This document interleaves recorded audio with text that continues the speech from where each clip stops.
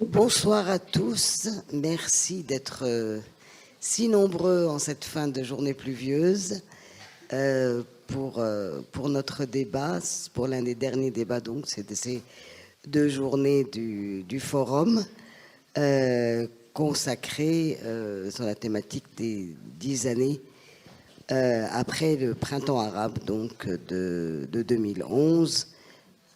Tous ces grands mouvements de contestation qui ont secoué successivement dans plusieurs pays arabes, en commençant par la Tunisie, l'Égypte, puis la Libye, le Yémen, Bahreïn et la Syrie. Avec nous pour en parler ce soir, on aura de Beyrouth, d'abord que je salue, Ziad Abdessamad. Est-ce que vous nous entendez? Eh oui, je vous entends très bien. Merci. Désolé, on n'a pas pu communiquer avant, mais ça va aller en direct très bien. Alors, Ziad Abdessamad, qui dirige un groupement d'ONG, de diverses ONG, qui s'appelle les Arab NGO Network for Development. C'est en fait un regroupement d'une trentaine d'ONG, corrigez-moi si je me trompe, dans une douzaine de pays arabes, et avec en fait pour objectif de mobiliser la société civile et surtout d'accroître ses compétences dans différents domaines pour la démocratie, les droits de l'homme, etc. Et il nous en parlera plus en détail. À ma droite, Monsieur l'ambassadeur Razi Gherairi, qui est l'ambassadeur de Tunisie à l'UNESCO actuellement, mais qui est un universitaire à l'origine, professeur de droit public, et qui a pris part au lendemain de la révolution tunisienne de 2011, à la mise en place des nouvelles structures constitutionnelles. Et puis professeur Jean-Pierre Filieu, qui est donc professeur grand spécialiste du monde arabe à Sciences Po Paris, et qui est l'auteur d'une dizaine de livres, dont le dernier, Le milieu des mondes, est consacré à une approche très originale qui est une histoire laïque du monde arabe. Voilà. Ça va être une discussion un petit peu ouverte, donc entre nous, d'abord nos trois intervenants pendant une première heure, et après la dernière demi-heure, vous aurez la parole pour poser vos questions aux uns ou aux autres. Donc, les 10 ans du printemps arabe, j'ai envie d'abord de poser la première question un peu décevante, un bilan 10 ans après, tout de même très décevant, après les espoirs qu'avaient suscité tous ces soulèvements populaires réclamant la démocratie, la liberté et la justice sociale. Ziad Abdessamad, comment vous revoyez 10 ans après ces soulèvements?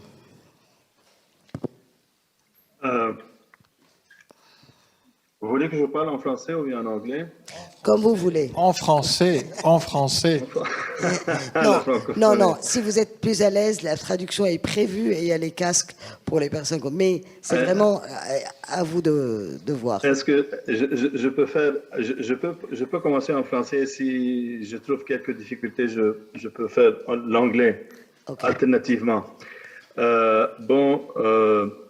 Premièrement, merci beaucoup pour cette opportunité d'adresser le forum et de parler sur un sujet qui est tellement, disons, en même temps compliqué, mais très important et intéressant.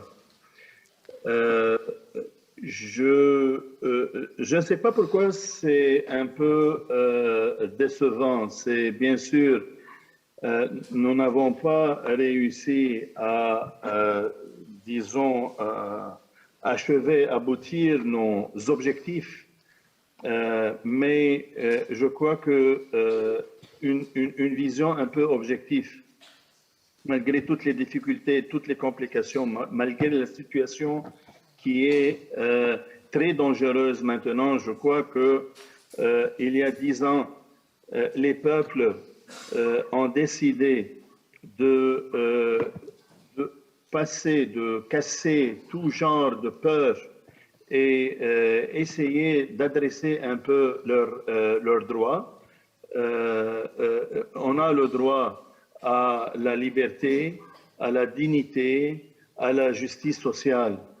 Et voilà, donc, maintenant, ce que je voulais dire, que c'est un peu révolution qui n'était pas traditionnelle, qui n'a pas suivi les normes d'une révolution traditionnelle qui sera en principe dirigée par un mouvement politique qui a une vision claire, un programme, qui a les alternatives qui sont prêtes.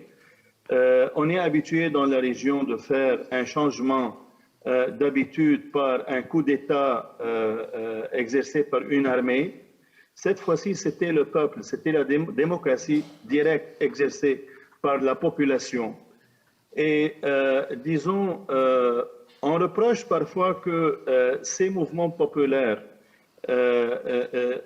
n'avaient pas créé ou bien n'ont pas commencé par l'initiative d'un leader ou bien d'un mouvement politique, mais c'était des spontanés, c'était un mouvement éclatant qui a éclaté spontanément contre les régimes dictateurs, contre le totalitarisme, contre, disons, toute forme d'oppression.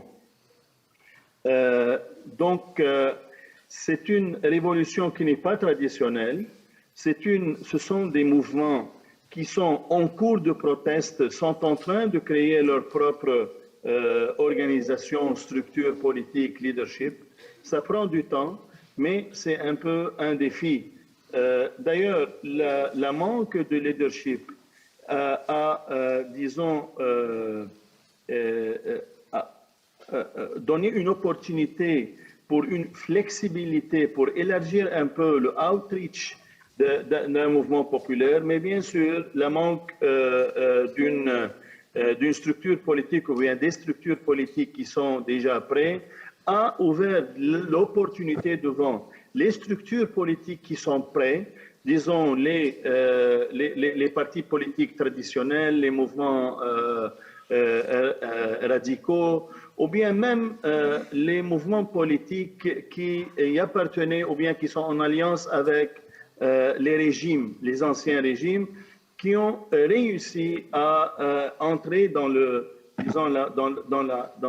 figure, dans l'image de tout ce qui se passe, qui ont un peu démotivé ou bien freiné un peu le processus. Donc, je dis que ce n'est pas décevant parce qu'après 10 ans, nous avons vu que le printemps arabe ne s'est pas terminé. On voulait bien avoir des résultats plus satisfaisants, mais après 10 ans, on a vu la deuxième onde de révolution dans les pays, le Liban, l'Irak, l'Algérie, le Soudan, qui, d'ailleurs, nous avons réalisé que beaucoup de leçons qui ont été lessons learned, qui ont été un peu appliquées, surtout dans le cas du Soudan, surtout dans le cas de l'Algérie. Ici, je peux dire que la première onde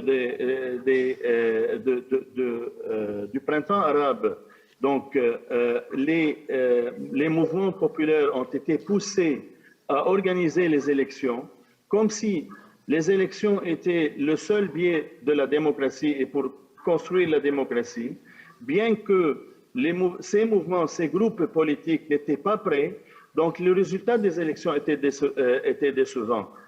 Dans la deuxième onde, nous avons appris que les élections ne sont pas le bien voie, la manière pour aller vers la démocratie. Nous avons vu que, par exemple, au Soudan, le mouvement populaire a un peu ralenti le processus tout en imposant ou bien demandant une période transitoire afin de se préparer pour un vrai changement par le biais des élections. Donc, il y a disons, un petit changement dans les tactiques, dans les stratégies qui sont un peu, disons, qui nous donnent un esprit positif, je veux dire.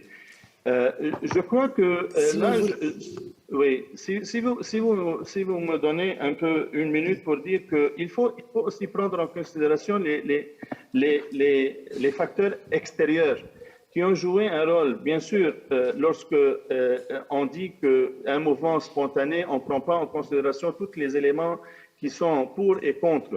Mais les facteurs extérieurs ont joué un rôle très négatif ou bien qui n'étaient pas en faveur de ces changements. Il y a des acteurs régionaux qui craignaient, qui ne voulaient pas vraiment un changement démocratique, qui sont intervenus afin de stopper ce processus par le financement ou bien par une intervention militaire directe. Alors que les acteurs extérieurs qui étaient censés de soutenir, de supporter le changement étaient un peu hésitants et craignaient un peu, disons, la déstabilisation et la déstabilisation politique, la déstabilisation surtout économique. Donc, ils ont essayé de médier au lieu de pousser pour un changement.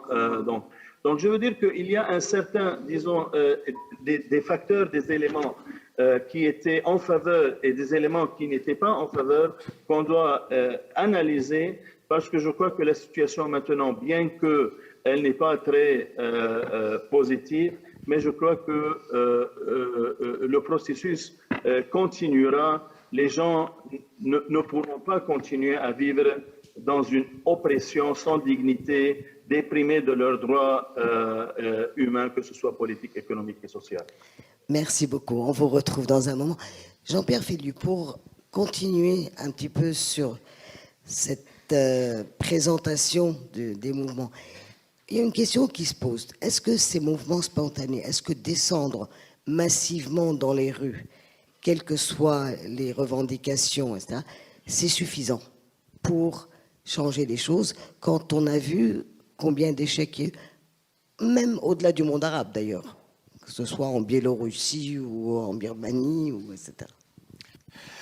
Alors d'abord, merci beaucoup. Merci à vous toutes, à vous tous. C'est toujours un plaisir de revenir à Caen, où j'ai déjà eu l'honneur, le privilège de participer au Salon Époque à 2 reprises, là aussi sur des problématiques arabes qui paraissent un peu déprimantes, mais visiblement, même si elles paraissent déprimantes, le public est toujours aussi nombreux.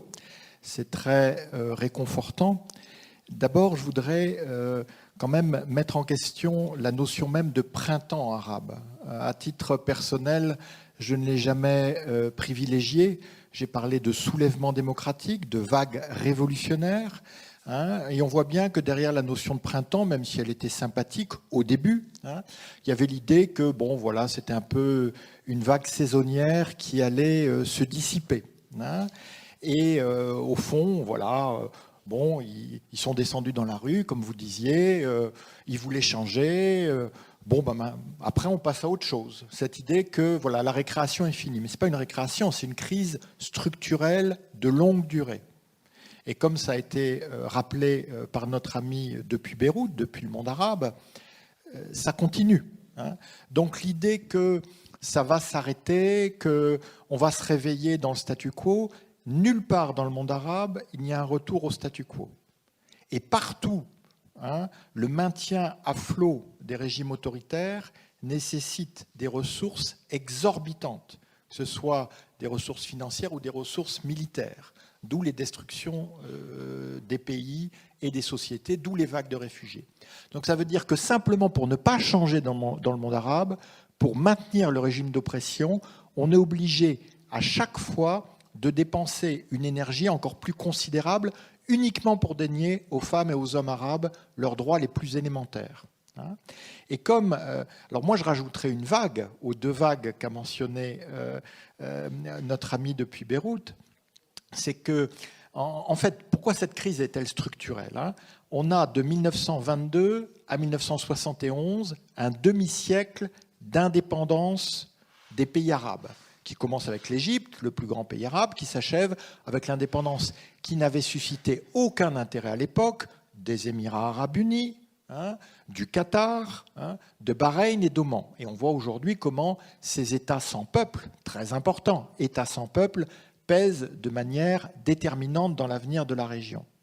Hein. Sauf que de 1949 à 1969, on a un détournement des indépendances arabes par des coups d'État militaires. Ça commence en Syrie en 1949, ça s'achève en Libye avec Kadhafi en 1969.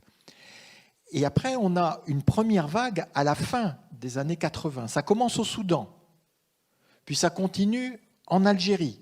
Et c'est dans un contexte de prix du pétrole très bas qui fragilise les régimes. Et ça se poursuit en Irak. Sauf qu'en Irak, le peuple irakien se soulève, il est abandonné par les Américains qui laissent Saddam Hussein, une fois le Koweït libéré, les massacrer. Et en Algérie, c'est la tragédie de la décennie noire. Et au Soudan, c'est la mise en place de la dictature génocidaire du général Bachir. En 2011, on a la vague que vous avez décrite, qui a été évoquée, hein, et qui voit soudain ressurgir le passé prédictatorial. C'est extraordinaire de voir que sans aucun mot d'ordre central, les Syriens, les Syriennes, les Libyennes, les Libyens ressortent le drapeau d'avant les dictatures, ressortent le drapeau de l'indépendance, le drapeau à 3 étoiles, hein, en Syrie, le drapeau de la dynastie Sénoussi en Libye. Et comment on a ces affirmations nationales? Et comment, à ce moment-là, on est dans un contexte de prix du pétrole historiquement élevé, ce qui va permettre à la contre-révolution qu'on évoquera plus tard dans nos échanges de déployer une palette de moyens pour étouffer ces soulèvements. Et effectivement, hein, une fois qu'on est descendu dans la rue, il y a des enjeux. La Tunisie l'avait montré, ça a été compliqué, la transition. On a avec nous la chance d'avoir un de ces acteurs de la transition, mais ça a pris des années, ça ne se fait pas du jour au lendemain, la remise à plat de nouvelles institutions. Hein. Or, on a tout fait pour empêcher la mise en place de ces institutions. Hein, moi, quand j'étais en Syrie, à Alep, en 2013, pourquoi Bachar el-Assad s'acharne contre Alep? Parce qu'il ne veut que nulle part sur le territoire syrien, il y ait une alternative structurée à sa barbarie. Parce que s'il y a une alternative structurée, ça veut dire qu'on peut se passer de lui. Et ça veut dire qu'au fond, ce qui est la vérité pure, eh bien, il n'y a absolument aucun besoin de le maintenir au pouvoir, soi-disant comme rempart face au chaos ou face à je ne sais pas quoi. Le chaos, c'est lui. Ce sont les dictateurs qui sont l'instabilité. Mais ils ont réussi à vendre ça au monde entier. Et malgré tout, en 2019, on a une 3e vague qui commence là encore au Soudan, qui a réussi au Soudan, qui a renversé un régime génocidaire, qui continue en Algérie, qui continue en Irak, qui continue au Liban. Et là, qu'est-ce qu'on a? Alors là, évidemment, la contre-révolution toujours, mais surtout la pandémie. Et que voulez-vous, hein? Un mouvement de foule, un mouvement qui mobilise dans la rue, comment voulez-vous qu'il perdure avec la même intensité quand on a les restrictions liées au Covid? Donc ça, c'était quelque chose de totalement inattendu, une bénédiction pour l'ensemble des dictateurs arabes, et ça explique largement, plutôt que de charger les malheureux défenseurs et défenseuses des droits humains dans le monde arabe, ça explique largement l'état dans lequel nous sommes aujourd'hui, mais qui est profondément instable, parce que tous les facteurs de crise sont là, cette crise est structurelle, ces régimes sont irréformables, donc ça veut dire qu'il faut des transitions démocratiques authentiques. Merci, surtout pour ce rappel historique très utile pour la suite. Monsieur Ghazigueri, vous êtes probablement un témoin très intéressant justement là-dessus. Jusque-là, bon, on disait les révolutions arabes ont tourné tantôt à un retour à une dictature brutale comme en Égypte, à une grosse répression, ou à une guerre civile comme en Libye ou en Syrie, etc. On gardait encore l'exception tunisienne. C'était de là que tout était parti, c'était le berceau de ces soulèvements, Et c'était encore la dernière bougie qui était allumée. Depuis quelques mois, est-ce que vous diriez que là aussi, on a un nouvel contretemps, échec de ces mouvements ou de cette transition vers la démocratie? D'abord, merci beaucoup. Je voudrais remercier les organisateurs de nous avoir permis d'avoir ce moment extrêmement précieux de réflexion avec une si belle présence. Si vous me permettez, Madame, je voudrais, bien sûr, j'arriverai tout à l'heure à votre question, me poser la question sur la question qui nous réunit, c'est-à-dire les printemps arabes ont-ils échoué ou quelque chose comme ça. Il me semble qu'il y avait dès le départ, et là je vous rejoins en grande partie, un problème de distorsion entre le signifiant et le signifié. Qui a dit qu'il y avait printemps arabe? Ce ne sont pas les gens qui se sont soulevés. C'est la presse essentiellement anglo-saxonne au début et ensuite occidentale, et ça s'est généralisé parce que, comme vous l'avez dit, ça fait bien, ça fait attrayant et ça fait peut-être optimiste ou romantique, je ne sais pas. J'ai eu l'occasion d'intervenir, je crois que c'était à une université américaine en 2012, et j'avais dit, mais de quoi l'on parle? On avait commencé par la révolution du jasmin en Tunisie, après c'est devenu printemps arabe.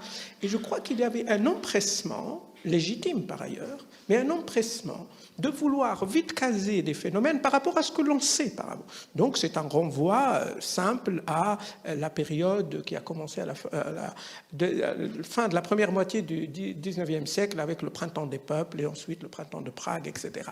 Et je crois que déjà, en posant les questions en ces termes-là, on allait de toutes les manières se tromper. Parce qu'on est regardé comme monde arabe, comme un monde unifié, alors qu'il n'y a que des différences. Et qu'est-ce qui s'est passé? C'est les mêmes slogans qui ont été levés, et permettez-moi de ne pas parler de 2011, ça a commencé en 2010 en Tunisie, si on parle du mouvement. Et donc c'est de 2010 que c'est parti, et les mêmes slogans, parce que les médias sociaux, parce que la télé a permis à des citoyens dans différents pays arabes de voir ce qui s'est passé en Tunisie, et ça a créé cette envie de faire de même. Mais les réalités sociologiques de ces pays, le type de structure des régimes était fondamentalement différent. Ce qui fait que les résultats allaient être différents, et d'ailleurs la réaction des régimes eux-mêmes a été différente. C'est ce qui me permet de dire qu'il ne pouvait pas y avoir de printemps parce que ce n'était pas un printemps. Il me semble qu'il se passe encore, pour moi, je n'aurai pas d'âme parfait à cela, pour moi, le processus est encore en cours, et il se propose pour presque la dernière région du monde récalcitrante à la construction d'une vraie citoyenneté, c'est-à-dire une société où les citoyens sont à la base de la volonté de la dévolution du pouvoir ou son retrait. Et donc, ce qui a été proposé par ces soulèvements populaires n'est pas de changer des régimes qui avaient, alors en Tunisie par exemple on dit la période de Ben Ali de 23 ans, mais non, le socle de ce monolithisme politique qui a donné des formes d'institutions est plusieurs fois séculaire. Et où est-ce qu'on a vu qu'en 10 ans, sans conduite, et je vous rejoins dans le fait qu'il n'y avait pas de leadership, donc il n'y avait pas d'idéologie, il n'y avait pas d'appareil, on pouvait venir à bout de systèmes si bien ancrés et qui ont leur ressort, leurs ressources, leur clientèle, leur mode de reproduction dans le temps. Donc, c'est l'attente qui était erronée, pas les phénomènes. On s'attendait à ce qu'en claquant des doigts, on change des régimes, on fait des élections, et paf, on a une classe démocrate et des citoyens faisant absolument le rôle d'une vraie pression d'opinion, etc. Cela est en cours. Et tous ceux qui ont observé les changements dans d'autres régions du monde, les changements qui ont renversé toute la nature des systèmes politiques, c'est des processus lents. Donc, je crois que c'est l'empressement à vouloir vite étiqueter quelque chose qui a créé, donc ça n'était pas cela. Il me semble que cela devrait au moins être à l'esprit. La deuxième remarque que je voudrais dire au début, si vous me le permettez, puisque vous me parlez de mon pays, j'avais aussi récusé, et je l'ai même publié, que l'on parle de modèle tunisien. Le modèle, au sens des sciences sociales et au sens de la méthodologie, suppose d'abord une complétude, c'est-à-dire le cycle se réalise et produit des résultats stables et vérifiables pour que l'on puisse ensuite, si on le retrouve ailleurs, on dise voilà, ça c'est le modèle. Or, on a dit modèle tunisien alors que la Tunisie venait à peine de commencer. Par contre, ce que je réclame, et je continue à réclamer pour ma part, c'est la singularité de la Tunisie. Pour des raisons qui peut-être, vu le temps qui nous est imparti, il serait peut-être pas possible d'en démontrer toute la profondeur. La Tunisie, je l'ai publié à 2 reprises, je crois, est un unicum spécimen. En ce sens que l'étendue géographique, l'homogénéité ethnico-religieuse de la population, la très longue tradition étatique, et c'est l'un des cas, et je ne parle pas du monde arabe, l'un des cas où le rapport de soumission du territoire à la domination étatique est quasi total. C'est-à-dire il n'y a pas 1 centimètre, et depuis des siècles, qui ne soit pas étatisé par le fait de la soumission à l'administration étatique, et cela remonte à très loin. À part le fait que, dès le début du XIXe siècle, il y avait une tradition civile, une tradition d'inspiration par rapport aux lumières venues de l'Occident. C'est pour ça que c'est le premier pays à s'être doté d'une charte de droit. On est en 1857. Le premier pays à s'être doté d'une vraie constitution. On est en 1861. Et c'est normal ensuite que ce pays produise les premiers syndicats ouvriers, les premiers partis politiques, la première Ligue de droits de l'homme, jusqu'à, il y a 3 jours, la première femme chef de gouvernement. Il n'y a ni mérite... Mais pas la première démocratie. J'y arrive, en tous les cas, en processus de construction. J'espère que cela aboutit à cela. Mais la démocratie n'est pas un fait qui se décrète. Ce sont des conditions institutionnelles et une appropriation par tous, c'est-à-dire le citoyen qui vote et le personnel politique qui joue le jeu.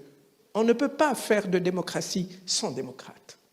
Et donc, il faut le temps de l'apprentissage institutionnel et de l'apprentissage mental pour que les gens s'installent dans une logique de démocratie. À moins qu'on considère que la démocratie, c'est le simple fait d'aller voter. Or, ça s'est vu ailleurs et ce n'est pas cela. Je continue à penser que la Tunisie est toujours lancée dans ce mouvement de rupture, un mouvement à volonté révolutionnaire, mais venir à bout de manière satisfaisante, sédentaire et qui se reproduirait dans le temps, nécessite du temps. Il y a beaucoup de choses positives qui ont été réalisées. Le fait d'admettre qu'aucun gouvernant ne peut aujourd'hui, de l'échelle locale jusqu'au chef de l'État, ne peut venir que d'un processus de choix libre et démocratique. Aujourd'hui, personne ne remet cela en cause. Ce n'était pas évident il y a longtemps. Je ne dis pas qu'il n'y a pas d'interrogation à avoir. On peut avoir des interrogations à tout moment. Mais il me semble que si on met les choses dans les perspectives du temps lent, on comprend moins et on est moins vite déçu. Et je ne dis pas qu'il ne faille pas l'être un jour, mais en tous les cas, pas aussi vite. Et déçu celui qui s'attendait à quelque chose qui ne pouvait pas arriver en si peu de temps. Mais à votre question initiale, il me plaît de rappeler quand même que l'équation de la liberté n'est absente d'aucun pays arabe désormais, même si certains essayent de ruser avec cela. Mais elle est présente. La question du semblant d'élection ou d'élection est présente. Et c'est ça l'acquis historique et l'acquis irréversible, me semble-t-il. Même ceux qui veulent continuer à gouverner comme ils l'avaient fait avant, ils ne peuvent plus le faire sous la même étiquette. Et je crois qu'en cela, il y a un progrès au sens historique. Alors que cela s'appelle révolution au printemps, peu importe. Mais les faits sont là et je crois qu'il nous faut être responsable au sens de dire nous sommes acteurs, témoins, Mais nous ne pouvons pas tomber dans la facilité de l'étiquetage, qu'il soit optimiste ou qu'il soit pessimiste. Bon, on reviendra certainement sur les acquis tout de même de ces soulèvements. Je voudrais revenir à Ziad Abdessamad. Parce que vous aviez commencé à évoquer à la fin de votre première intervention les mouvements, ce qu'il y a, les contre-révolutions en quelque sorte. Qu'est-ce qui a mobilisé tellement les différentes forces, qu'elles soient internes ou externes, pour lutter contre... Pourquoi on a tellement peur? Qui a tellement peur de la démocratie dans les pays arabes? Tout d'abord, il faut prendre en considération que dans chaque pays arabe, il y a les données d'une révolution, les aspirations pour un changement, parce que dans chaque pays, il y a les différents défis de la démocratie, les libertés, les droits de l'homme, l'oppression, etc. Mais les situations sont un peu différentes. Et je prends en considération, en réponse à votre question, je prends en considération ces différents éléments. Premièrement, le rôle de l'armée. Disons, l'armée tunisienne, ce n'est pas l'armée égyptienne, et l'armée égyptienne et tunisienne, ce n'est pas l'armée syrienne. En principe, dans un pays normal, le rôle de l'armée, c'est de protéger la Constitution. Dans nos pays, le rôle de l'armée, c'est de protéger le régime ou bien les dictateurs. Le rôle de l'armée tunisienne lors de la révolution était un peu... ils ont pris un pas en arrière, ils n'ont pas intervenu, ils ont même poussé le président à démissionner. Tandis que le rôle de l'armée égyptienne était très actif. Et c'était eux qui ont joué le rôle parce que l'armée en Égypte, c'est pas disons, une entité pour protéger la Constitution, c'est une entité qui est active dans la vie politique et économique de l'Égypte, donc ils ont quelque chose à faire. Tandis que l'armée en Soudan et l'armée en Algérie, dans la deuxième vague de la révolution, leur rôle était un peu différent. Donc maintenant, c'est l'armée tunisienne qui participe dans la période transitoire avec la société civile. Et c'est quelque chose c'est une expérience qui est très intéressante, dangereuse, mais à observer. Et la même chose en Algérie. Donc je veux dire que, tandis que l'armée en Syrie, c'était la défense complète contre le mouvement politique populaire pour protéger le dictateur et le système, le régime. Donc voilà, un des facteurs, c'est le rôle de cette institution qui est très importante dans les pays arabes. Surtout que le défi que le monde arabe survit depuis 1948 et même avant, le rôle de l'armée est devenu de plus en plus important parce qu'on vit dans une situation militaire ou bien, vous savez la question. Deuxièmement, notre ami de la Tunisie, il a parlé de la homogénéité de la société. Donc, le sens démographique. Chez nous, à l'Est, nous avons une diversité. Donc, le tissu social, dans des conditions de manque de démocratie et manque de citoyenneté, il est très fragile. Et on le voit maintenant en Syrie, en Irak, même au Liban et dans plusieurs pays de l'Est de la Méditerranée. Donc, le tissu social, ou bien l'aspect démographique joue un rôle très important. Lorsqu'il n'y a pas une citoyenneté réelle, un mouvement politique sain, démocratique, donc cela pourra devenir un défi ou bien un vrai danger. Pour en parler des facteurs extérieurs, disons, il y a dans la région et dans la région de voisinage, il y a beaucoup de pays qui ne sont pas, qui sont contre la démocratie, franchement. Ils craignent la démocratie, que ce soit des monarchies ou bien des républiques, qui craignent la démocratie parce qu'il y a un système, il y a un régime qui est en effet antidémocrate. Et s'il y aurait une émergence de la démocratie dans la région, il pourra le menacer. Donc, et voilà, pour cette raison, nous avons vu l'intervention Russie, Turquie, des pays du Golfe, même de l'Iran, etc., afin d'intervenir et pour stopper tout ce processus. Tandis que, disons, l'étranger ou bien le voisinage qui est en faveur de la démocratie, qui devrait en effet promouvoir la démocratie, son rôle était très limité parce qu'on craigne le changement. Il y a des défis, ce sont des décisions qui ne sont pas très amusantes, ce sont des décisions qui sont très dangereuses à prendre. Mais pour faire un changement, il faut parfois prendre un risque. Et ce risque, malheureusement, n'a pas été pris. Enfin, et on voit maintenant, d'ailleurs, les négociations, les pourparlers, en essayant d'intervenir, de négocier et de trouver des compromis avec les régimes même qui étaient des tyrannies ou bien les régimes qui ont commis des génocides contre leur peuple. Et là, donc, ce rôle de l'extérieur, que ce soit le rôle positif, soi-disant, et le rôle négatif, n'est pas en faveur de faciliter le changement ou bien la transition démocratique dans la région. Voilà. Merci, merci. Jean-Pierre Vellu, cette contre-révolution venant justement, vous l'avez évoqué rapidement tout à l'heure, de pays finalement qui n'ont pas à craindre la démocratie chez eux.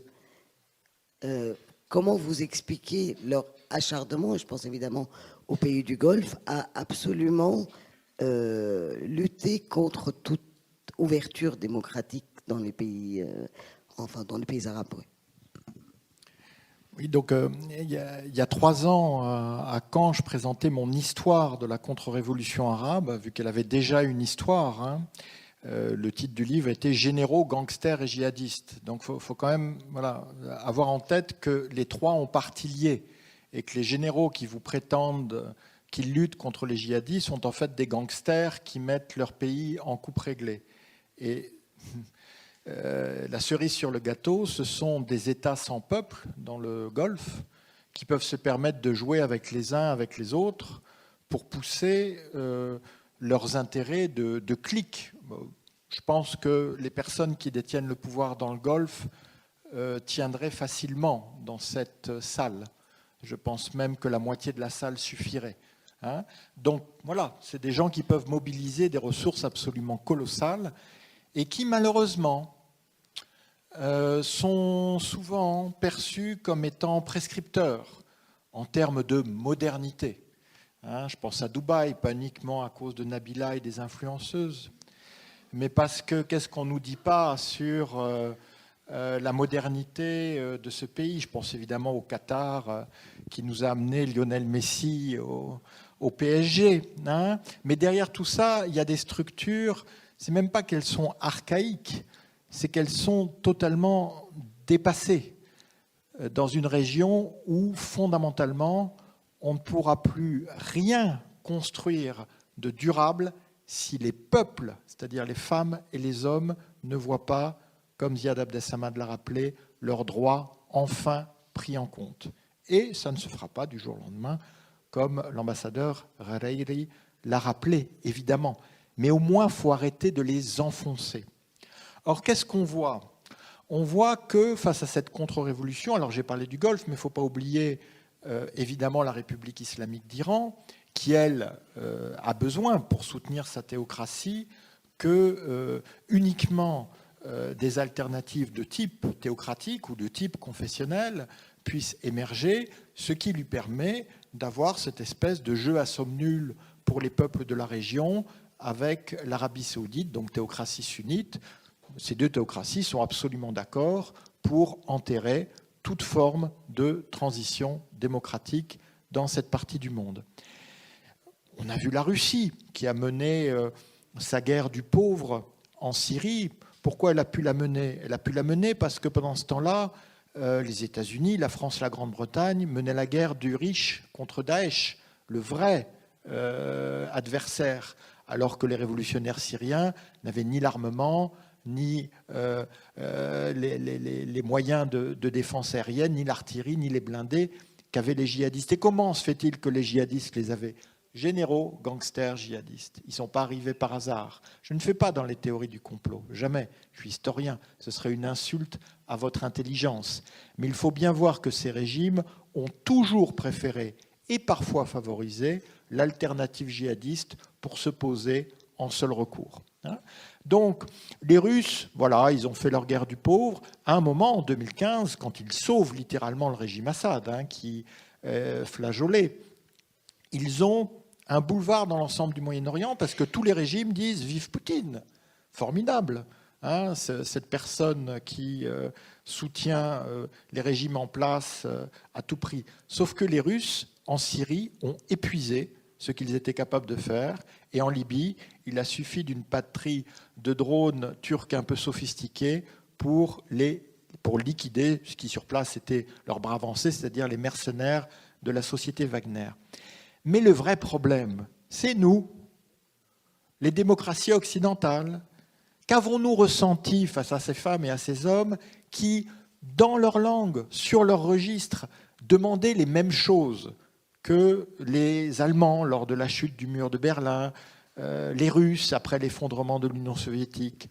Qu'avons-nous fait pour eux? Est-ce qu'on a vraiment considéré que ce qui se passait là-bas engageait notre avenir? Non. Et comment avons-nous été payés de cette absence de lucidité, on va dire, de nos dirigeants?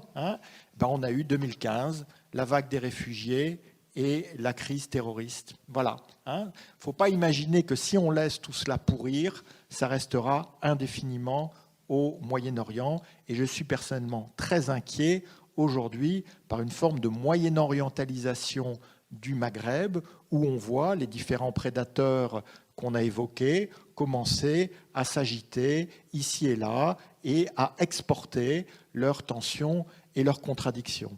Mais j'insiste sur l'absence de compréhension. Et il y a évidemment un tournant qui a été fondamental, c'est 2013, quand Barack Obama refuse de mettre en œuvre son propre engagement à punir le régime syrien en cas d'utilisation d'armes chimiques. François Hollande, et c'est tout à son honneur, lui au contraire était disposé à être cohérent avec les valeurs que nous représentons. Quand quelqu'un commet un crime contre l'humanité, il est aussi notre ennemi. Mais qu'a dit Barack Obama après coup pour se justifier? Parce que c'est quand même quelqu'un d'un orgueil incroyable, même s'il est très très cool. Et qu'a-t-il dit après? Il a dit « mais en Syrie, une armée composée de fermiers, de docteurs, de professeurs ne peut pas renverser le régime. Mais, Monsieur Obama, qui a libéré les États-Unis du colonialisme britannique? Une armée composée de fermiers, de professeurs et de docteurs. Mais, même pour le grand Barack Obama, ça c'est notre histoire, et l'histoire des Arabes c'est différent. Et c'est ça à quoi il faut mettre fin. Les aspirations fondamentales sont les mêmes. Le registre sur lequel elles s'expriment peut être évidemment différent, à la fois linguistique et culturel, mais il faut le comprendre pour savoir qu'une partie fondamentale de notre destin en tant que Français, en tant qu'Européens, se joue là-bas.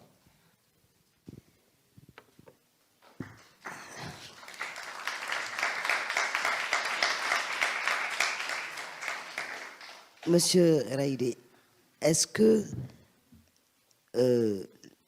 un soutien ou une aide ou une compréhension, comme l'a présenté Jean-Pierre Filiu, aurait été un encouragement de la part de qui et sous quelle forme, vous qui étiez au début? Qu'est-ce que vous auriez attendu des amis de la Tunisie ou des amis des démocrates tunisiens, on va dire, ou plus largement arabes? Je vous interroge sur la Tunisie, mais c'est pas pour vous limiter.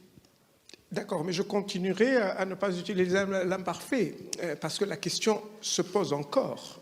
C'est-à-dire, à moins qu'on soit résolu à dire que cette région du monde, alors il s'est ouvert comme ça, un petit angle de lumière, et s'est refermé, et ce sera à jamais comme ça. D'abord, je suis originaire de cette région, et je crois qu'il y a suffisamment de ressorts, et je crois que notre ami tout à l'heure l'a évoqué, pour que la question de la dignité, la question de la participation, la question d'avoir une nation en partage, et cela passe par le passage du statut de sujet au vrai statut de citoyen. Et donc, permettez-moi bien sûr de répondre à votre question, mais de conjuguer le verbe autrement.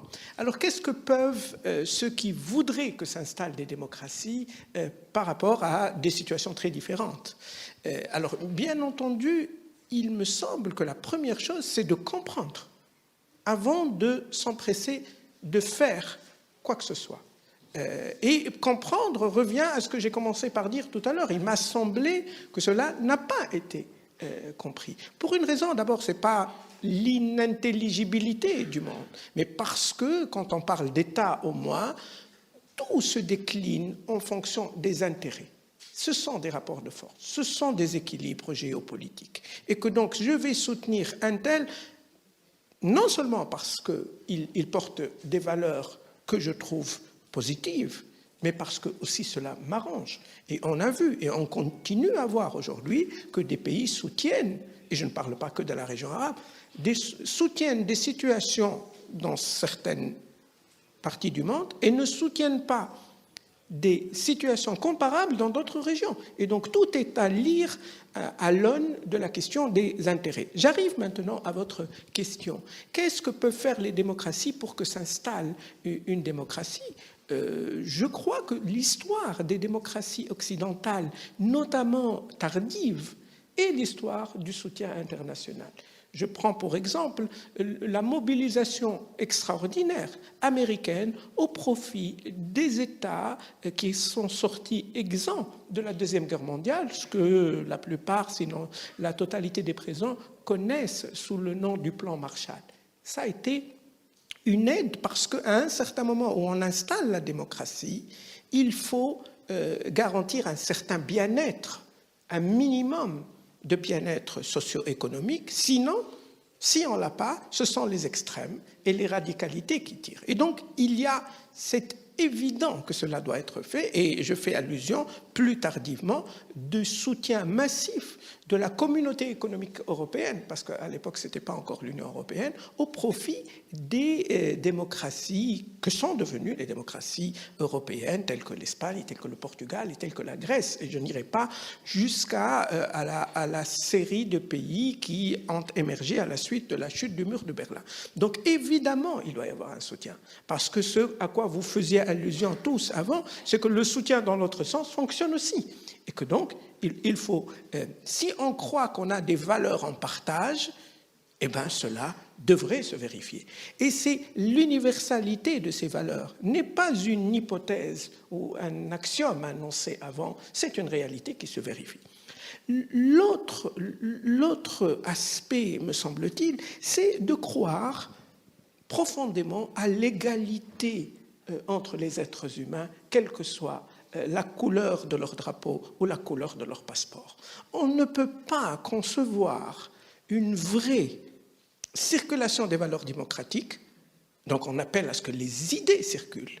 On est dans un système de marché où les capitaux circulent, où les marchandises circulent et où les êtres humains circulent pas forcément dans tous les sens, et cela, me semble-t-il, ne serait-ce que de le concevoir comme logique, pose un problème quant à l'idée de la vraie égalité et qui, d'elle, découlerait la vraie solidarité. Moi, en ce qui me concerne, et je parle de mon pays, j'ai toujours dit que la Tunisie, avant d'avoir besoin d'être aidée, elle a besoin d'être comprise. Quels sont les enjeux? De quoi il s'agit? Est-ce qu'un régime stable, respectueux de ses citoyens, fonctionnant de manière démocratique, n'est pas la meilleure réponse à des phénomènes, par exemple, que nous voyons parfois traverser notre territoire, venant par exemple de pays d'Afrique subsaharienne et qui se proposent dans des embarcations au risque et au péril de leur vie pour atteindre ce qu'ils estiment l'Eldorado européen. Est-ce que l'épanouissement de démocratie dans la rive sud n'est pas le meilleur stabilisateur? Et et je pourrais serrer plusieurs actions. Donc il me semble que d'abord, nous devons être cohérents avec nous-mêmes et nous ne pouvons pas avoir des valeurs et des politiques contraires à ces valeurs. La deuxième chose, pour ces cas, on va dire, pionniers, puisque les pays ne sont pas dans le même rythme, il me semble que c'est nécessaire de venir en soutien aux plus avancés et aux plus proches pour rendre l'exemple tangible. Et après, l'idée devient, ce n'est pas impossible, ce n'est pas un rêve, mais c'est faisable. Et d'ailleurs, pour revenir à ce que j'évoquais tout à l'heure, c'est comme ça que c'est-à-dire le peuple veut la chute du régime, et a circulé parce que certains ont vu à la télévision que cela a donné un résultat, même si les données sociologiques et sociétales étaient différentes. Donc, d'abord, ce n'est pas une main tendue, ce n'est pas un appel à l'aide, je ne parlerai ni de chiffres ni de moyens, mais j'en appelle à la cohérence de ceux qui estiment que la démocratie est non seulement leur valeur, mais aussi leur argument de politique internationale. On ne peut pas avoir le discours en faisant l'économie de la politique qui serait la conséquence de ce discours. Je n'ai pas besoin de désigner qui que ce soit, vous êtes suffisamment intelligent ici présent. Merci, je crois que tout le monde a compris. Je vais revenir, on va passer un petit peu, ouvrir à l'espoir, puisque vous êtes tous les trois d'accord sur le fait qu'on est encore dans une dynamique qui va durer et que c'est un mouvement qui peut se renouveler et rebondir.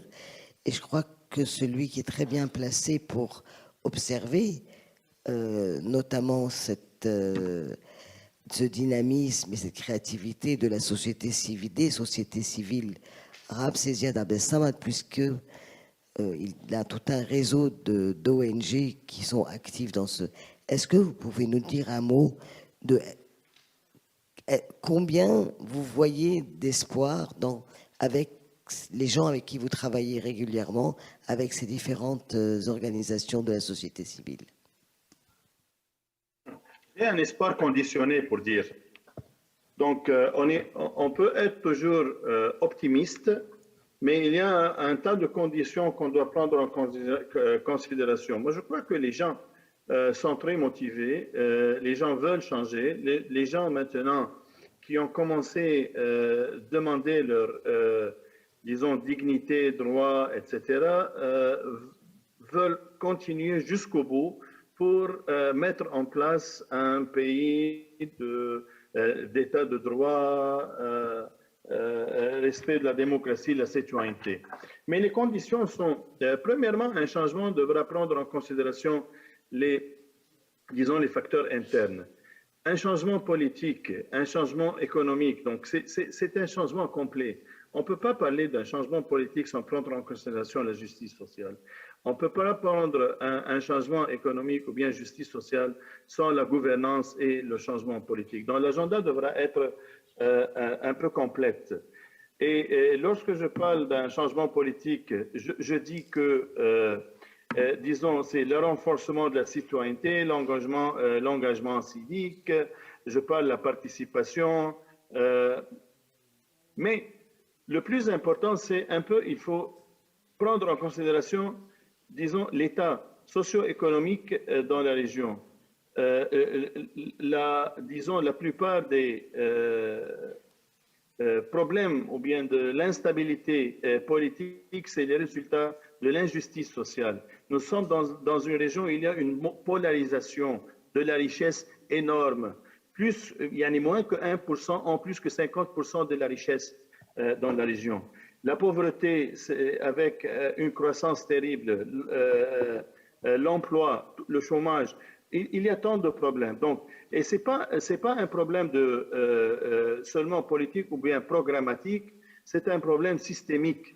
Donc, il faut repenser un peu le système économique, il faut repenser un peu les objectifs, les stratégies socio-économiques. Il faut mettre en place un nouveau système économique qui prend en considération, disons, la production, l'emploi, la redistribution des ressources équitable et en même temps un système de protection sociale, ce qui est maintenant, qui n'existe pas. Donc, si on a, disons, un agenda complet et on sait très bien comment le faire, disons, on peut encore plus optimiste. Je vais parler des facteurs externes.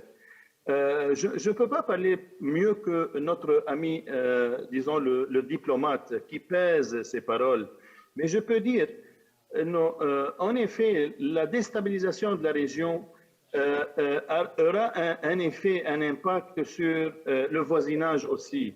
Donc nous avons intérêt à intervenir afin de stabiliser. Et moi, je ne comprends pas pourquoi ou bien comment, depuis, disons, le projet du partenariat jusqu'au moment, l'Europe tend à compromettre, à faire des compromis sur les valeurs que l'Europe a été construite sur les droits de l'homme, le respect des droits de l'homme et la démocratie. Depuis, disons, l'accord d'association, l'article 2 n'a jamais été respecté et l'Europe n'a jamais fait des réactions pour le faire être respecté. Et là, maintenant, je ne peux pas comprendre comment l'Europe continue à soutenir les régimes qui font les violations des droits de l'homme, qui commettent des génocides ou bien qui négocient avec ce genre de régime sur le compte de la libération et la démocratie de la population. Que ce soit pour quels intérêts, les intérêts de la stabilisation de la région ou bien les intérêts de leur investissement sur le niveau des ressources naturelles.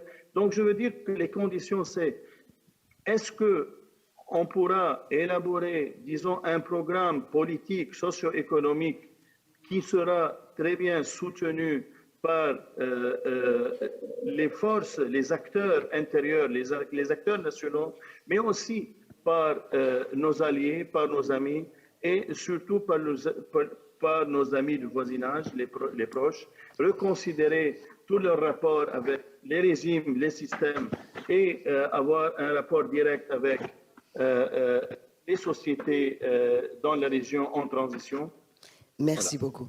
Merci. Alors, je vois que l'heure tourne un petit peu. Si vous voulez bien, on va aborder avec vos questions auxquelles pourront répondre nos intervenants. On va peut-être prendre 2-3 questions à chaque fois. Comme ça, allez-y, madame. Oui. Oui, bonsoir. Ça va, on m'entend ? Moi, j'avais en fait 2 questions. Je pense que ça me semble... Enfin, moi, j'ai un mari égyptien. Et je pense que c'est pas si évident. Je pense qu'il y a un désir de démocratie, mais en même temps, moi, de ce qu'il me dit, un désir de rester tranquille, quoi. Et un peu une confiance. Donc, en Égypte, on ne peut pas dire que c'est une démocratie. Mais quelque part, ils sont quand même tranquilles. Donc, je ne sais pas si c'est si évident que tous les pays dont on parle souhaitent une démocratie, je dirais, à la française. Mettons. Votre question, c'est que les Égyptiens ne sont pas nécessairement... Est-ce qu'ils sont vraiment demandeurs ? C'est une question. Et d'autre part, moi, je voudrais aussi soulever la question de l'étranger, notamment des États-Unis. Moi, mon mari me parle souvent que quand on parle de différents pays, de ces différents pays, c'est que notamment, il me dit, mais c'est les États-Unis qui font, entre guillemets, le bazar, quoi. Merci. Madame ?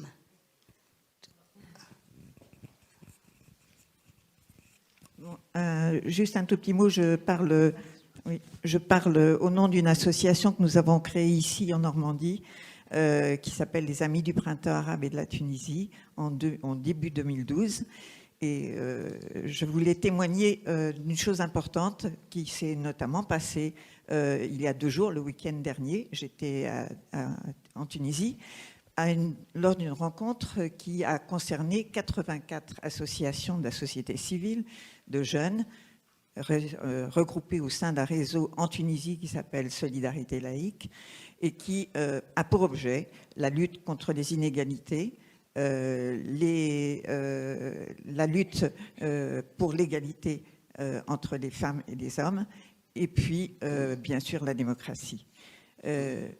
C'était impressionnant de voir ces 84 associations de toutes les régions, y compris rurales et en difficulté de la Tunisie, se mobiliser, rechercher des moyens pour avancer en tant que société civile, mais pas en tant qu'État, avec leur rôle de société civile dans la construction de la démocratie. Permettez-moi de dire un tout petit chose d'autre par rapport à l'association que nous avons créée, puisque ça a été évoqué, la question de qu'est-ce que nous, dans les démocraties occidentales, on peut faire.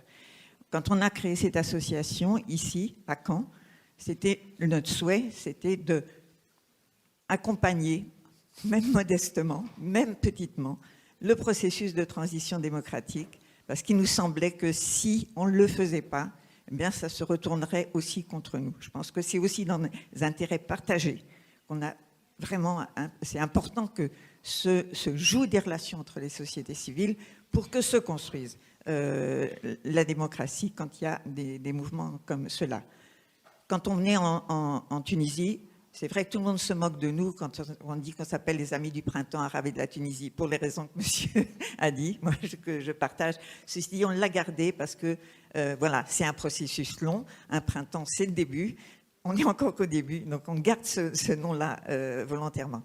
Je voudrais dire encore deux petites choses. Dans la pratique de notre association, on essaye tous les ans de faire des échanges entre des Tunisiens et surtout des jeunes normands. Mais les Tunisiens viennent ici et c'est difficile. Et ça, je pose la question, enfin je rejoins monsieur quand il disait tout à l'heure, la question de la libre circulation et du mépris qu'on a vis-à-vis de nos amis du Sud. Alors refuser des visas, même pour des échanges de courte durée, même pour des... Bon, on a énormément de mal avec tout ça. Ce serait un grand progrès quand même si on voulait construire quelque chose de notre côté pour avancer sur cette question-là. Dernière petite chose et un témoignage, parce qu'il y a peut-être des gens dans la salle qui s'en souviennent.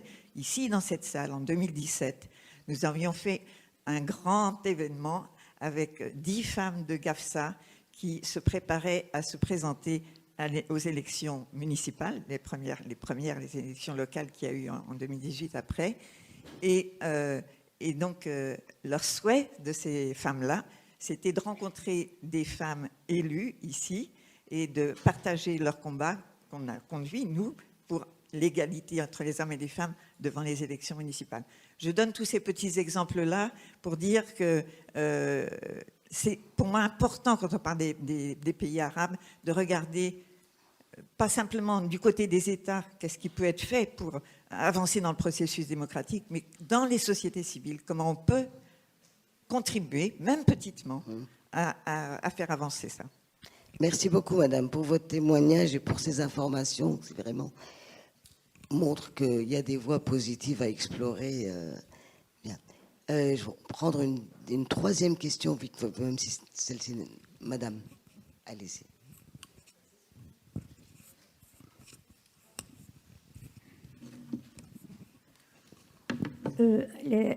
Les soulèvements arabes de 2011 ont quand même provoqué un grand intérêt dans la population, enfin autour de moi, dans la population française, je pense.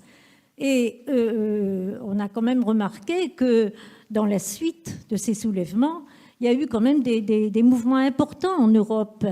C'est un peu comme si, même si on ne peut pas parler d'exemple ou de modèle, par exemple en Grèce, le mouvement Syriza, en Espagne aussi les indignés, en France, bon, les Gilets jaunes, c'est quand même très récent, c'est un peu loin des soulèvements, mais ce qui est sûr, c'est que ce qu'a provoqué, l'intérêt qui a été provoqué, c'est sur les questions de justice sociale. Et c'est pourquoi j'ai apprécié l'intervention de monsieur de Beyrouth, là, excusez-moi, je vous nomme pas, qui insistait là-dessus, parce que la correspondance, l'intérêt dû à la correspondance, c'est-à-dire le fait de dire « Ah ben oui, ils ont sans doute beaucoup plus de problèmes que nous, mais quand même, nos problèmes sont quand même relativement similaires. » Et quand on voit qu'aujourd'hui, la situation s'aggrave, y compris dans nos démocraties, sur ce plan-là, eh bien, moi, j'ai trouvé ça intéressant. Alors, je voulais savoir comment les populations, enfin, je pense à ces intervenants, monsieur de Tunisie et voilà, l'ambassadeur, pardon. Comment les mouvements, inversement, comment les mouvements sociaux en Europe sont-ils ressentis? Est-ce qu'ils jouent un rôle? Bon, il y a cet aspect de solidarité que Madame a montré, mais moi je trouve que c'est quand même d'un grand intérêt cet aspect-là. Merci. Merci bien. Bon, je vais laisser nos intervenants réagir. Peut-être à la première question sur est-ce que les Égyptiens ont vraiment besoin de démocratie? Je ne crois pas qu'une Égyptienne ou un Égyptien naisse différente ou différent d'un autre être humain sur la planète. Je ne crois pas que qui que ce soit sur la planète puisse se contenter d'un président soi-disant élu à 98%. Mais effectivement, quand on ose contester cet arbitraire, on sait que la réponse peut être épouvantable.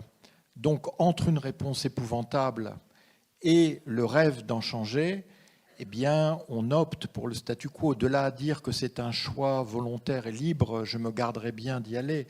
Quant aux États-Unis, alors là, voilà, bon, je ne suis pas spécialement un fan de la puissance américaine, mais une fois pour toutes, considérons qu'ils font énormément d'erreurs stratégiques et arrêtons de voir derrière l'accumulation d'erreurs qu'ils ont commises dans la région au cours des dernières années un plan machiavélique pour diviser et dominer encore mieux.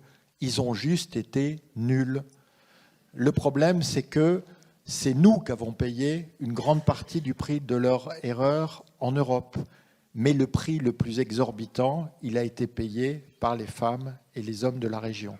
Quant à Madame, je voulais vraiment saluer l'initiative qu'elle a décrite et dire que c'est le parfait exemple que, indépendamment des revendications, des mobilisations, des pétitions qu'on peut faire à l'égard de nos gouvernants, de nos représentants en démocratie, aucun geste n'est inutile par rapport aux femmes et aux hommes du sud de la Méditerranée.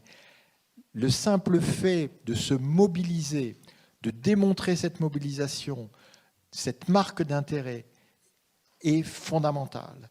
Et je peux vous dire qu'en Syrie, au Yémen ou ailleurs, c'est cette double mort du silence international face au carnage, face aux crimes qui sont perpétrés contre eux, qui vraiment les peine le plus. Je mentionnerai juste une expérience sous les bombardements à Alep. Voilà, je voyais autour de moi, c'était des miliciens, je les voyais, ils me regardaient, je me disais, bon, ça va sortir, ils vont me dire, pourquoi vous ne nous livrez pas de quoi abattre ces ordures qui nous tirent aux pigeons? Non, ils m'ont regardé très gentiment et ils m'ont dit, les Russes, eux, ils aident leurs amis. Ils n'ont rien dit de plus. Je voulais peut-être faire réagir Ziad Abdessamad justement à cette initiative de réseau d'ONG françaises. Est-ce que de votre côté, dans un réseau d'ONG, vous attendez une aide ou un soutien de la part d'ONG européennes ou autres? Comment ça se passe? Naturellement, et bien sûr, disons, la société civile européenne est très active. Et elle a un rôle très important. D'ailleurs, elle joue un rôle très important en solidarité, mais aussi en des activités directes dans plusieurs pays arabes. Là où c'est possible, donc il y a des pays qui sont fermés, mais il y a plusieurs pays là où la société civile européenne est très active, existe, ils font un rôle très important, que ce soit sur le niveau, disons, socio-économique, mais aussi sur le niveau politique. Et il y a beaucoup de partenariats. On ne fait pas, par exemple, d'un réseau euro-méditerranéen. On est toujours en rapport avec plusieurs partenaires dans les pays membres. Et je voulais dire que, disons, la société civile européenne a un rôle, pas seulement de soutenir directement la lutte dans les pays arabes, mais aussi ils ont un rôle en Europe, parce que les dirigeants européens ou bien les dirigeants dans les pays membres, dans les États membres de l'Europe, devront toujours, on doit toujours leur rappeler de leur rôle qu'ils doivent jouer. Et malheureusement, maintenant, si on regarde sur la région, les acteurs politiques, je ne parle pas seulement des acteurs économiques, je parle maintenant des acteurs économiques. L'efficacité du rôle européen politique, il est très minime comparant au rôle des autres acteurs. Donc, il faut les pousser, il faut les motiver, il faut voir comment est-ce qu'on peut, disons, encourager les dirigeants européens de jouer un rôle plus important politique. Le rôle européen est très important parce que l'Europe est construite sur les valeurs des droits de l'homme, les valeurs de la démocratie. Et je crois que là, on ne doit pas faire un compromis sur ces valeurs-là et les Européens doivent être là, jouer leur rôle politique de promouvoir, de faire respecter ces valeurs. Donc, il y a un rôle très important de la société civile européenne. D'ailleurs, lorsque je parle de la société civile européenne, je parle aussi de la diaspora des pays arabes qui eux aussi jouent un rôle très important, que ce soit sur le niveau financier ou bien que ce soit sur le niveau politique, comme acteurs politiques, là où ils sont. Merci. Monsieur Roulet, peut-être que vous pourriez réagir à la question de la dame au sujet sur la justice sociale. D'abord que finalement, c'est la thématique partagée, ressentie aussi bien en priorité dans les pays arabes, mais ce besoin de justice sociale a été essentiel dans les soulèvements et ici ou ailleurs. Non seulement essentiel, mais il me paraît être la cause unique. C'est-à-dire que ce sont des citoyens qui se sont exprimés d'une certaine manière par rapport à leur refus d'un système de distribution, par exemple, de la richesse pour beaucoup, ou en tous les cas d'éloignement d'une partie des citoyens de la décision, que ce soit au profit, comme cela a été dit, d'une structure militaire, ou parfois au profit d'une région, ou parfois au profit des encartés d'un parti politique. Donc, bien évidemment, c'est une question centrale, mais la question de Madame me semblait aller aussi vers la question de la solidarité intra-société civile, ou inter-société civile, pardon.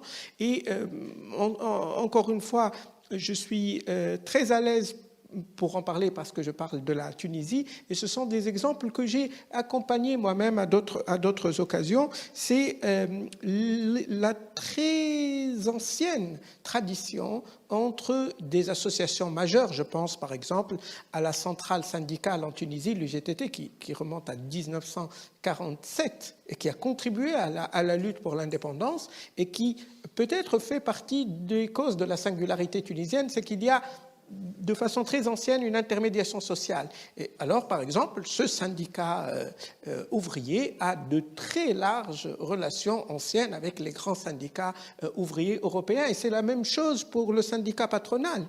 L'UTICA, et d'ailleurs les deux ont eu le prix Nobel 2015 pour avoir conduit la Tunisie, pour lui permettre de sortir d'une crise politique très aiguë.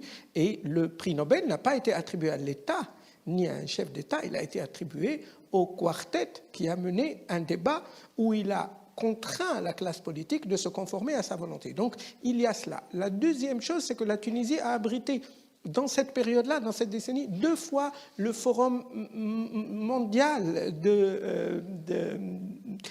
le forum social mondial, et qui est la grande réunion de tout le réseau associatif international. Donc, c'est vous dire qu'il y a cela. Et je salue le travail souligné tout à l'heure par Madame.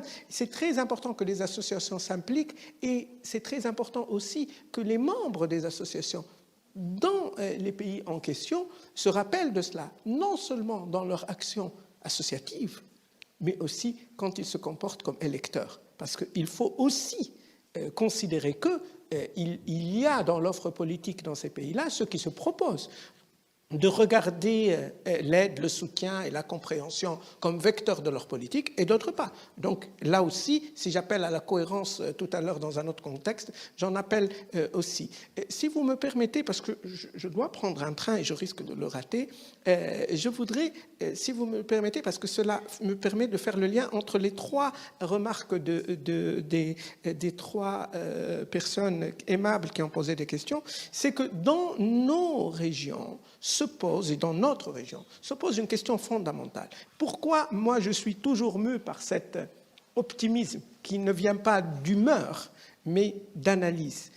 Tant qu'il y a une possibilité d'agir sur les trois vecteurs suivants, celui de l'éducation, celui de la démographie et celui du statut de la femme, à partir du moment où on agit sur ces trois curseurs, on crée les conditions inéluctables pour qu'une citoyenneté soit réclamée et des citoyens droits se dressent pour le réclamer. Ils peuvent le faire de plusieurs manières différentes selon les contextes, mais il faut une éducation de qualité sans exclusif et sans exclusion. Il faut juguler la démographie pour que les ressources profitent un moindre nombre qu'un très grand nombre. Et troisièmement, si on ne considère pas la femme comme l'égale de l'homme, pas devant bénéficier de quelques données aux nouvelles conditions qu'on présente comme le résultat d'un génie toujours bienfaiteur. Non, non.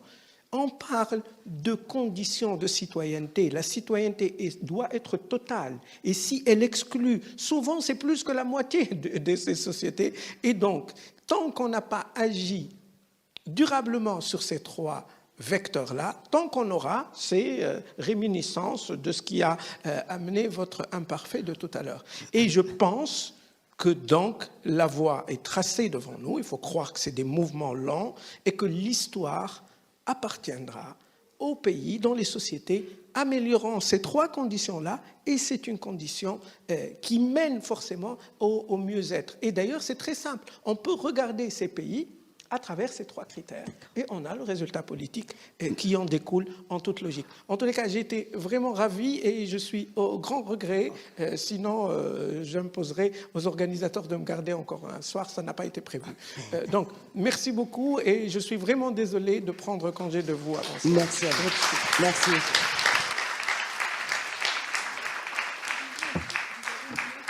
Oui, oui, ok. Oui. Merci, au revoir. Bon, on peut encore prendre quelques questions, si vous voulez. Allez-y. Moi, j'ai une question qui peut paraître, on va dire, un peu simple par rapport à ce qui a été dit. Mais il n'y a pas de mauvaises questions. Parce que M. Ziad Abdel Samad, il a pu dire tout à l'heure, il a dit qu'il ne comprenait pas comment les... Ah oui, il n'y a pas le micro.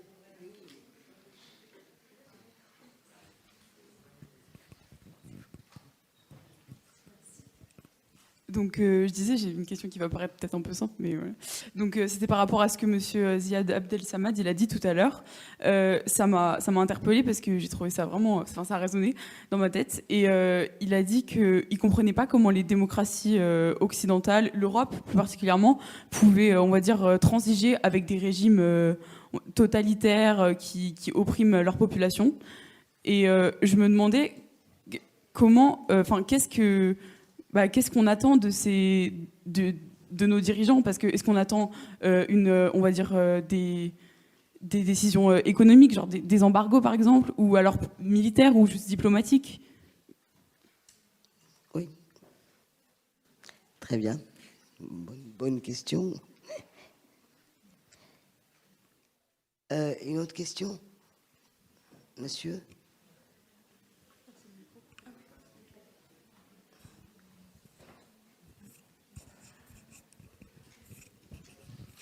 Oui, avec la révolution, donc, on l'appelle comme ça en Tunisie, de 2011, on a vu l'émergence de partis politiques nouveaux, y compris les islamistes. On n'en a pas beaucoup parlé ce soir, et on assiste aujourd'hui à un reflux, du moins, si on regarde les résultats des votes depuis 2011 jusqu'à aujourd'hui, on voit bien qu'ils sont en train de perdre, j'allais dire, pas mal de voix. Il paraissait comme étant intègre au démarrage. Je prends l'exemple de la Tunisie. Aujourd'hui, on assiste à une situation un peu particulière en Tunisie où c'est avec ce qu'a fait Kais Saïd, avec le limogeage, j'allais dire, du Premier ministre et le gel, j'allais dire, de l'Assemblée nationale.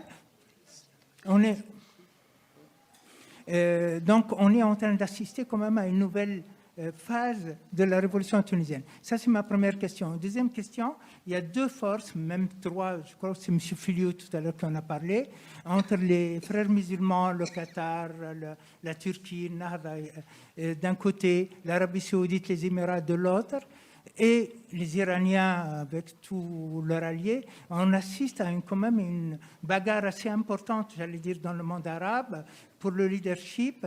Quelle influence ça a, j'allais dire, sur l'évolution? Parce que ce n'est pas seulement des intérêts locaux, on sent que derrière, il y a une guerre idéologique qui est très importante.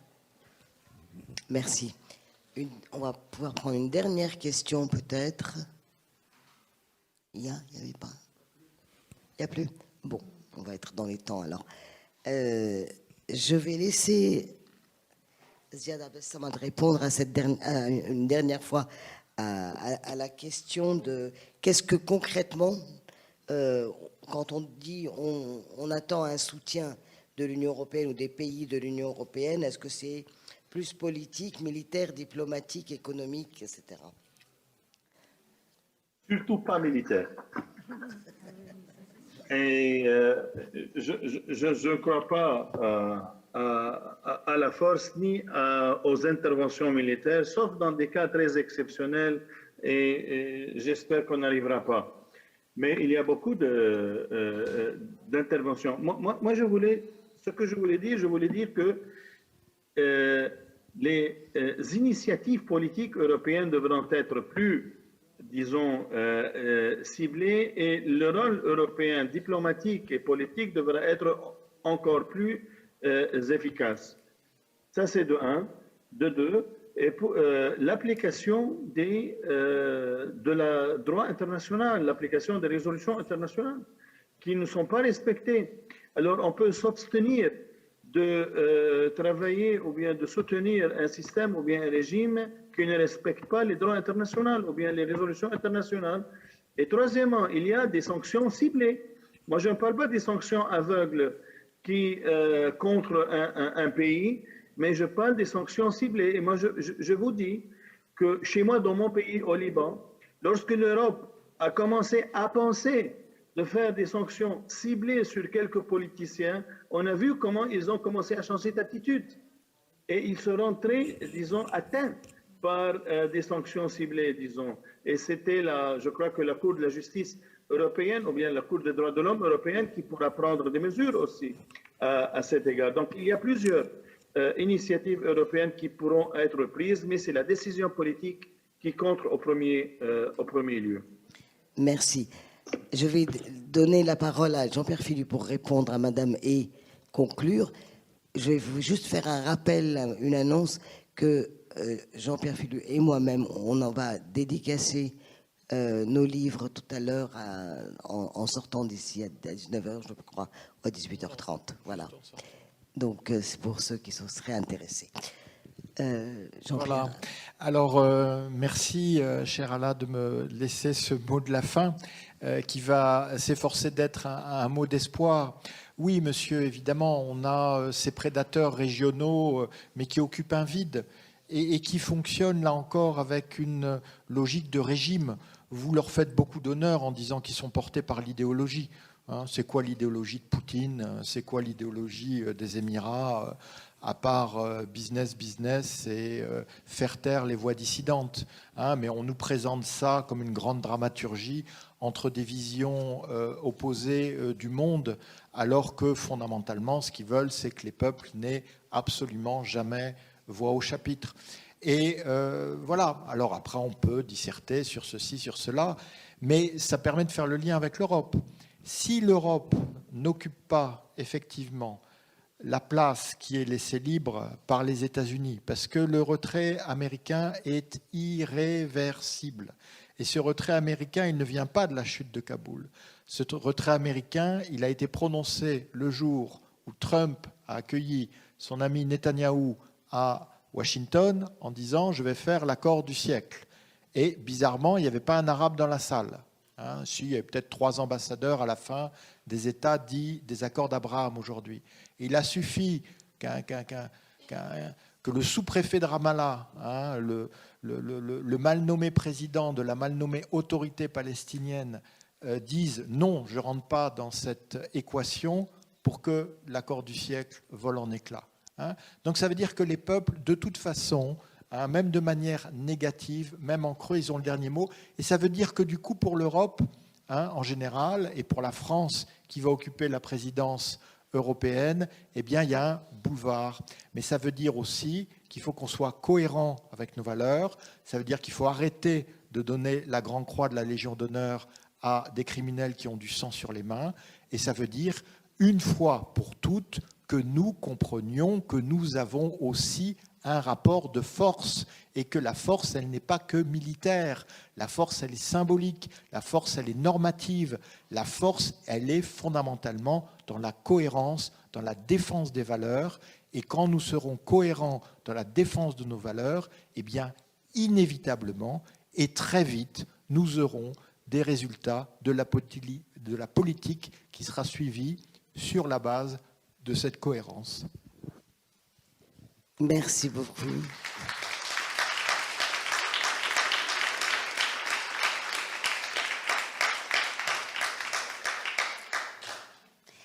Merci à vous tous et à une autre fois.